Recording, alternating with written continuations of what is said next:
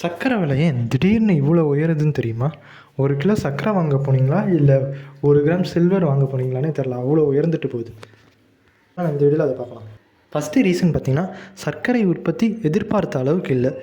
வானிலை மாற்றம் மற்றும் கரும்பிலிருந்து கிடைக்கும் சர்க்கரை அளவு குறைந்ததும் ஒரு காரணம்னு சொல்லலாம்.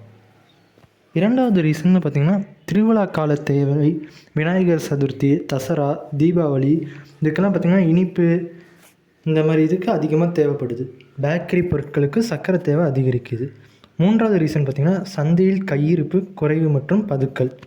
சில மொத்த வியாபாரிகள் சர்க்கரை கையிருப்பில் வைத்திருப்பதும் விலை உயர்வுக்கு அழுத்தம் கொடுக்கலாம். அப்போ எத்தனால் தான் முழு காரணமானு கேட்டிங்கன்னா, முழுசாக அப்படி சொல்ல முடியாது. அரசு தரப்பில் எத்தனாலுக்காக சர்க்கரை மாற்றப்படுவது தான் இந்த திடீர் விலை உயர்வுக்கு காரணம் இல்லை என்று தெரிவிக்கப்படுது. அதாவது குறைந்த உற்பத்தி, அதிக தேவை, இறுக்கமான கையிருப்பு, சந்தை காரணிகள் இவை தான் முக்கிய காரணங்கள். உங்கள் ஊரில் 1 கிலோ சர்க்கரை எவ்வளோன்னு கமெண்ட்டில் சொல்லுங்கள். இந்த தகவல் பயனுள்ளதாக இருந்தால் ஷேர் பண்ணுங்கள், லைக் பண்ணுங்கள், மறக்காமல் ஃபாலோ அண்ட் சப்ஸ்கிரைப் பண்ணிக்கோங்க.